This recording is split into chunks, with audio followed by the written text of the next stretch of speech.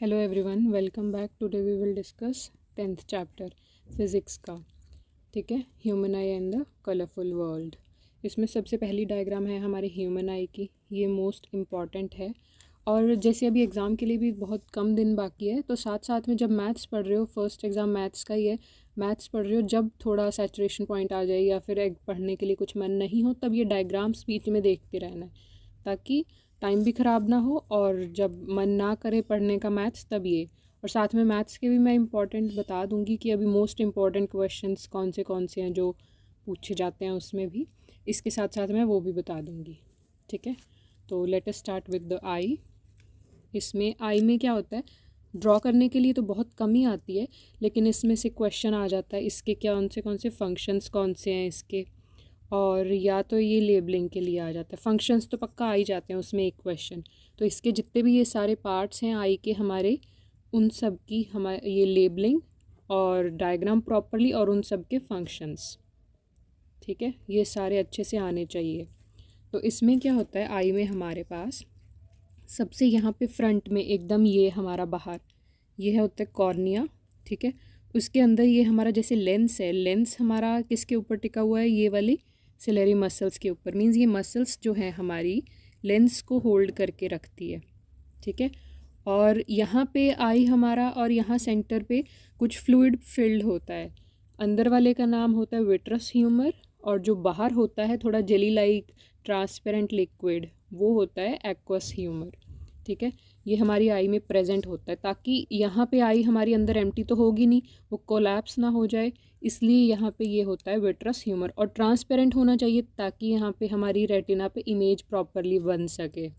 ठीक है, ये एक्वस ह्यूमर जो बाहर होता है ट्रांसपेरेंट लिक्विड जैसा सब्सटेंस। ठीक है, और ये हमारा हो गया क्रिस्टलाइन लेंस एक्वस ह्यूमर, और रेटिना जहाँ पे ये पीछे इमेज बनती है प्रॉपरली पूरा, और ये सिलेरी मसल्स जो इस लेंस को पकड़ के रखती हैं। ठीक है, तो हमारी ये वाली चीज़ें समझ आ गई। तो इस पूरे रेटिना में ना एक ऐसा पॉइंट होता है यहाँ पे, वो यहाँ लिखा नहीं लेबलिंग, वो होता है ब्लाइंड स्पॉट। ठीक है, उसको बोलते हैं ब्लाइंड स्पॉट। मीन्स पूरे रेटिना पे सब जगह रॉड्स कॉन्स पूरे सेल्स प्रेजेंट होते हैं पूरे।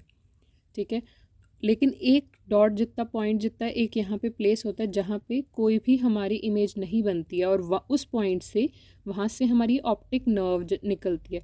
और ये कहाँ तक जाती है ऑप्टिक नर्व, हमारी ब्रेन तक, ताकि ब्रेन हमारा डिटेक्ट कर सके कि इमेज कैसी फॉर्म हुई है और कौन सी इमेज फॉर्म है। तो वो ऑप्टिक नर्व सिग्नल लेके जाती है ब्रेन तक। ठीक है, अब इनका फंक्शन समझ आ गया थोड़ा थोड़ा। तो कॉर्निया हो गया हमारा ये, और क्रिस्टलाइन लेंस एक्वस ह्यूमर ये भी पता चल गया। अब बचा हमारे पास दो चीज़ें, प्यूपिल और आइरिस। इनमें थोड़ी कन्फ्यूजन हो जाती है, बस एक चीज़ ध्यान रखनी है। आइरिस हमारा ये वाला पार्ट होता है, ये होता है जो हमारा थोड़ा डार्क होता है, किसी का ब्राउन ब्लैक या ब्लू या ग्रे, वो हमारा कौन सा पार्ट होता है, आइरिस। ठीक है, और एकदम सेंटर में जो हॉलो पार्ट होता है वो होता है हमारा प्यूपिल, जहाँ से हमारी लाइट एंटर करती है लेंस तक। ठीक है, उसको क्रॉस करके फिर हमारी रेटिना तक जाती है, और रेटिना पे क्या बनती है, हमारी इमेज। ठीक है, तो इन सब के वन लाइन ऑफ फंक्शन या कम से कम दो फंक्शन, जितना भी मेनली तो एक फंक्शन उतना काफ़ी है, वो पूरे लर्न कर लेना आप लोग। ठीक है, तो ये हमारा होता है आई का। इसमें एक चीज़ यहाँ पे मार्क कर लेते हैं, ये हमारा होता है कौन सा, ये ब्लाइंड स्पॉट। ठीक है, ब्लाइंड स्पॉट। और ये ऑप्टिक नर्व सिग्नल कहाँ तक लेके जाती है, हमारा सिग्नल हमारा ये लेके जाती है ब्रेन तक, सिग्नल टू ब्रेन। ये हमारा हो गया सिलेरी मसल्स, ये क्या करती हैं, होल्ड करके रखती है, hold the lens in position. और रेटिना पे हमारा क्या होता है, इमेज फॉर्म। और ये बना किससे होता है, कौन से सेल्स से, ये बना होता है हमारा रॉड्स एंड कॉन्स से, और यहाँ पे होता क्या है, इमेज फॉर्म। ठीक है, इमेज फॉर्मेशन, इमेज फॉर्म होती है इस पे। और ये हमारा एक्वस ह्यूमर और ये विट्रस ह्यूमर, ये हमारा होता है ट्रांसपेरेंट सब्सटेंस या लिक्विड कह सकते हैं। ट्रांसपेरेंट फ्लूइड कह लेते हैं हम इसको, ये दोनों सेम होते हैं, ठीक है। और प्यूपल से हमारा लाइट पास होती है, आइरिस हमारा कलर्ड पार्ट। नेक्स्ट हमारा है ये कॉर्निया। कॉर्निया का क्या है ये फंक्शन हमारा कि इसका होता है कि जब ये किसी की आफ्टर डेथ या एक्सीडेंट ये होता है ना कि जब आई डोनेट करना होता है, तब डोनेट करने के टाइम भी हम यही करते हैं, कॉर्निया डोनेट करते हैं। और ये मस्कुलर पार्ट होता है ये, ठीक है, स्मॉल मस्कुलर पार्ट हमारी आई में प्रेजेंट रहता है ये। और इसके बाकी सारे भी थोड़े थोड़े फंक्शंस हैं सबके, वो सब भी अच्छे से याद करने हैं, ठीक है। और नेक्स्ट हमारी अब है, ये मोस्ट इम्पॉर्टेंट है ये डायग्राम हमारी बहुत ज़्यादा, और ये पक्का है, फाइनल है ये वाली, और इसके नेक्स्ट जो है वो हमेशा पूछी जाती है एग्ज़ाम में, मार्क कर लो इसको, मोस्ट इम्पॉर्टेंट डायग्राम। ये हमारी होती है मायोपिया के लिए, ठीक है, मायोपिक आई। इसमें क्या होता है कि जब मायोपिया हो जाता है ये डिफेक्ट, उसमें ये हमारी नॉर्मल आई है, सबसे पहले हमारे पास ये नॉर्मल आई है, यहाँ पे कोई ऑब्जेक्ट है, लेंस से हमारी ये रेज पास हुई, यहाँ पे हमारी क्या हो जाएगी, इमेज फॉर्म हो जाएगी। लेकिन जब मायोपिक आई होती है तो इमेज हमारी यहीं पे पहले ही बन जाती है, ठीक है। रेटिना तो पीछे है, यहाँ पे इमेज बनेगी, लेकिन उसको करेक्ट करने के लिए हमारे पास, करेक्शन के लिए हमारे पास कौन सा कनकेव लेंस ये यूज़ किया जाता है, ठीक है, मोस्ट इम्पॉर्टेंट है ये कनकेव लेंस। यहाँ पे जो लोगों को चश्मा लगा रहता है तो वो यहाँ पे कनकेव लेंस लगा लेते हैं, और उससे दोबारा फिर इमेज यहाँ से हमारी पीछे कहाँ बन जाती है, रेटिना पे, ठीक है। और इसमें मोस्ट इम्पॉर्टेंट है कि ये मायोपिक आई है, ठीक है, ये नॉर्मल है, ये नॉर्मल आई है। और ये डायग्राम पूरा अच्छे से बनाने के लिए भी आना चाहिए, और ये क्योंकि एग्ज़ाम में बहुत बार पूछा गया है। ये मायोपिक आई है, यहाँ पे बनती है, ठीक है, बिफोर रेटिना इमेज बन जाती है, बिफोर रेटिना इमेज फॉर्मेशन हो जाती है। और इसको करेक्शन के लिए हम क्या लगाते हैं यहाँ पे, ये कनकेव लेंस, यहाँ पे कनकेव लेंस, ये अच्छे से याद रखना है। नेक्स्ट हमारी है हमारी ये हाइपरमेट्रोपिक आई, ठीक है। हाइपरमेट्रोपिया में क्या होता है, सेम ये हमारी नॉर्मल आई थी, ठीक है, लेकिन इमेज उसमें मायोपिया में पहले बन रही थी, इसमें हमारा क्या होता है कि जो इमेज है वो रेटिना के बियॉन्ड बन जाती है, बाहर पीछे क्रॉस करके बन जाती है। तो इसकी फोकल लेंथ हम एडजस्ट करने के लिए कौन सा लेंस यूज़ करते हैं इसमें, कन्वेक्स, ठीक है। यहाँ पे कन्वेक्स लेंस मिरर, ये लेंस वाला कन्वेक्स हम यहाँ पे चश्मा यूज़ कर लेते हैं, और दोबारा से हमारी इमेज कहाँ बन जाती है, हमारे रेटिना पे, ठीक है, और हमें क्लियर इमेज दिखाई दे जाती है। तो ये अच्छे से पूरा याद रखना, ये हमारी नॉर्मल आई है, ये हमारी हाइपरमेट्रोपिक आई है, ठीक है, इमेज यहाँ पीछे बनेगी। और ये हमारी करेक्शन है, इसमें हमने कौन सा यूज़ किया है, कन्वेक्स लेंस। ये अच्छे से याद करनी है डायग्राम। और इमेज कहाँ बनती है, बियॉन्ड रेटिना, ठीक है, रेटिना को क्रॉस करके। इसके बाद नेक्स्ट है हमारे पास, नेक्स्ट हमारी है ये प्रिज्म की, ठीक है, ग्लास प्रिज्म, और ये भी इम्पॉर्टेंट है। और इसमें क्या होता है, हमारे पास इसमें से क्वेश्चन बन जाता है कि हमारे पास ये एंगल ऑफ प्रिज्म कौन सा होगा, मींस प्रिज्म जब हम फॉर्म करते हैं, बनाते हैं प्रिज्म, उस वक्त हमारे पास जो एंगल, कितने एंगल पे उसकी साइड्स रखी जाएंगी, वो एंगल हमारा होगा एंगल, ये एंगल ऑफ प्रिज्म, ठीक है। इसमें ये वाली रे जो यहाँ से आ रही है इधर, ये हमारी इंसिडेंट, ये रे इंसिडेंट रे होगी PE, ठीक है। और उसके बाद हमारी रिफ्रैक्टेड रे कौन सी होगी, ये EF, जो इसमें से पास हो रही है। इमर्जेंट मीन्स जो इसमें से बाहर निकल रही है, ये वाली FS वाली रे, ठीक है। ये इंसिडेंट रे, ये रिफ्रैक्टेड रे, और ये इमर्जेंट रे, तीनों ये हो गई। एंगल ऑफ प्रिज्म हमारा ये वाला हो गया A। और हमारा ये एंगल ऑफ इंसिडेंस, ये वाला एंगल, ठीक है, एंगल फॉर्म्ड बिटवीन ये नॉर्मल लाइन एंड ये हमारे इंसिडेंट, इनके बीच में बनने वाला नॉर्मल, ये वाला एंगल R हमारा एंगल ऑफ रिफ्रैक्शन, ठीक है। एंगल E ये वाला हमारा इस के बीच, और यहाँ पे ये नॉर्मल और इमर्जेंट के बीच ये हमारा E, एंगल ऑफ इमर्जेंस, ठीक है। और एंगल ये डेविएशन कौन सा होता है, ये मोस्ट इम्पॉर्टेंट है, इसकी डेफिनेशंस भी पूछ ली जाती है। तो इसमें क्या होता है, हमारे पास ओरिजिनली हमारी रे ने तो इस तरफ जाना था यहाँ से, ठीक है, यहाँ से इस तरफ जाना था, लेकिन क्या होता है, रिफ्रैक्शन के बाद इस रे को इधर जाना पड़ा, ठीक है, मीन्स ये इसका रास्ता अब है, ओरिजिनली इसने यहाँ जाना था, तो इसमें एंगल ऑफ डेविएशन इसके बीच में बनने वाला ये एंगल ऑफ डेविएशन मीन्स ये रे अपने ओरिजिनल रास्ते से कितना डेविएट हुई है, कितना भटकी है, ठीक है। तो उसको बोलते हैं angle of deviation, angle D. ये मोस्ट इम्पॉर्टेंट है, अच्छे से याद रखना है, ठीक है। तो इसमें ये एंगल ऑफ डेविएशन, ये वाला एंगल डी, और ये इमर्जेंस, ये आई, ये आर, ठीक है, और ये पूरी रेज अच्छे से याद रखनी है। ये मोस्ट इम्पॉर्टेंट डेफिनेशंस पूछ ली जाती है इनमें से, या बनाने के लिए तो नहीं आता ये। इसके बाद नेक्स्ट है हमारा ग्लास प्रिज्म, ठीक है। ग्लास प्रिज्म में एंगल्स तो हमने पढ़ लिए सारे प्रॉपर्टी। अब इसमें एक और इम्पॉर्टेंट चीज़ आती है, जैसे हमने पढ़ा था एंगल डी। इसमें क्या होता है कि हमारी जो एंगल डी फाइंड किया था, स्ट्रेट पाथ था इसका, रे ने स्ट्रेट जाना था, लेकिन वो डेविएट होके यहाँ पे जा रही है, ठीक है। इतनी डेविएशन, ये हमारा होता था एंगल डी, ठीक है। मीन्स इसकी ओरिजिनल रास्ता और यहाँ जाने का रास्ता बीच में होता था एंगल डी, ठीक है। तो ये होता था। तो इसमें क्या है कि हमारे पास यहाँ से वाइट लाइट आती है, ये स्प्लिट होती है इनटू 7 कलर्स, ठीक है।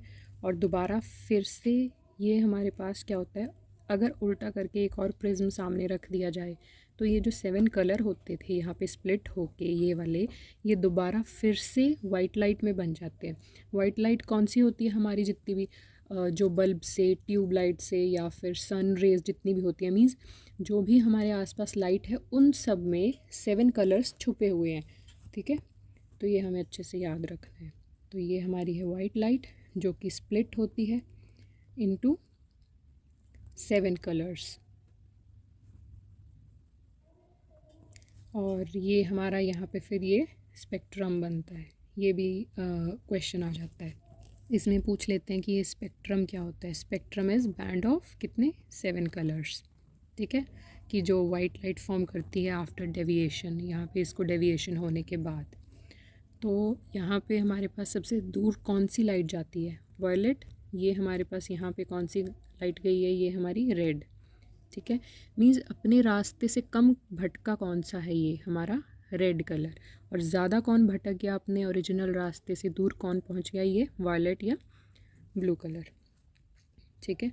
और इसके बेसिस पे क्वेश्चंस भी बहुत सारे हैं कि जो रेड लाइट है वो सिग्नल्स में, डेंजर सिग्नल्स में क्यों यूज़ की जाती है, क्योंकि वो कम भटकती है, मीन्स कम फैलती है वो, इसीलिए रेड लाइट यूज़ की जाती है। और हमारे एक क्वेश्चन यहाँ से बनता है, हमारे स्काई का कलर हमें ब्लू क्यों दिखाई देता है, क्योंकि ये जो ब्लू है वो ज़्यादा फैल जाता है, ठीक है, as compare to red and बाकी सारे पीछे वाले ये कलर्स, ठीक है। इसलिए ये ज़्यादा फैल जाता है हमें, इसलिए हमारा स्काई ज़्यादा ब्लू दिखाई देता है। नेक्स्ट हमारे पास है कि वाइट लाइट, ठीक है, वो स्पेक्ट्रम बनता है, यहाँ पे स्प्लिट होते हैं इनटू 7 कलर्स। फिर दोबारा एक सेकंड प्रिज्म यहाँ पे P2 हम रख देते हैं, दोबारा फिर से वो क्या बन जाती है, वाइट लाइट, ठीक है। ये भी इम्पॉर्टेंट है।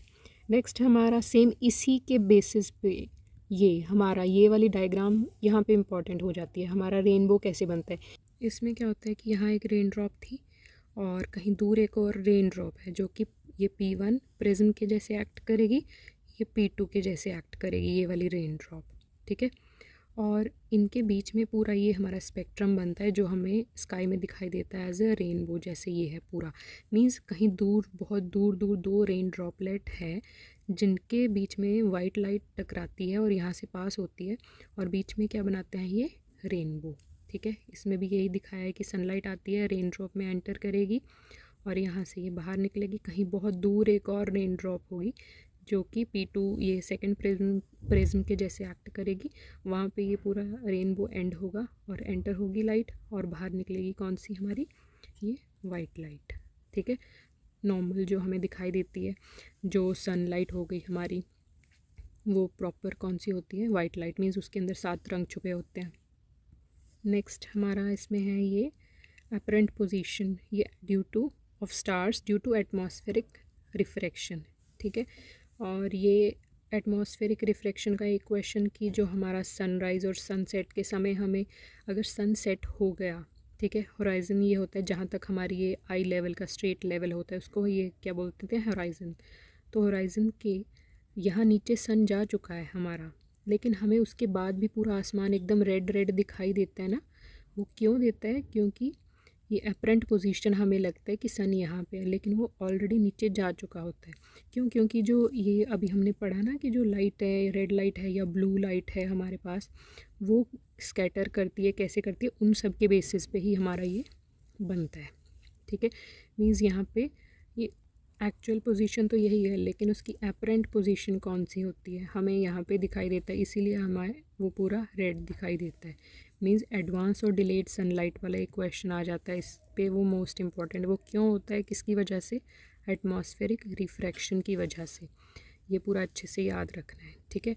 और एक ये apparent position of star due to atmospheric refraction, ये भी मोस्ट इम्पॉर्टेंट है। मीन्स हमारे पास जो स्टार्स है वो हमें पूरा ट्विंकलिंग करते हुए क्यों दिखाई देते हैं, उसके पीछे रीज़न है एटमॉस्फेरिक रिफ्रैक्शन। मीन्स एटमॉस्फेयर के अंदर बहुत सारी लेयर्स हैं, ठीक है, जैसे स्ट्रेटोस्फेयर, ट्रोपोस्फेयर, ये हमने पढ़ा होगा ना। तो वो सारी लेयर्स में से जब हमारी लाइट पास होती है, मीन्स यहाँ, फिर उसके बाद थोड़ी बेंड होती है, फिर यहाँ बेंड होती है, ठीक है, यहाँ पे नेक्स्ट और हमारी लेयर्स होती हैं कितनी सारी, तो हमें और यहाँ दिखाई देगी थोड़ा उनकी डेंसिटी या कैसी होगी। मीन्स एक्चुअल इसका भी यही है, एक्चुअल रास्ता तो यहाँ पे है, लेकिन हम लोगों को ये कहाँ पे दिखाई देगी? अलग अलग लेयर्स में से पास होने की वजह से ये हमें यहाँ पे कहीं दिखाई देगी अलग जगह पे, ठीक है। वो क्यों होता है? क्योंकि ये एटमॉस्फेरिक रिफ्रैक्शन, मीन्स जो आज हमें स्टार्स दिखाई दे रहे हैं वो बहुत साल पहले पूरा वो मर चुके हैं, सारे स्टार्स ख़त्म हो चुके हैं, लेकिन अर्थ में आने के लिए उनको बहुत ज़्यादा टाइम लग जाता है वो लाइट आने के लिए। इसीलिए बहुत साल पहले जब हमें दिखाई देते हैं स्टार्स, वो और स्टार्स एक्चुअल में होते कौन से कलर के? ब्लैक कलर के होते हैं। सनलाइट इनके ऊपर पड़ने की वजह से हमें ये पूरा चमकते हुए दिखाई देते हैं।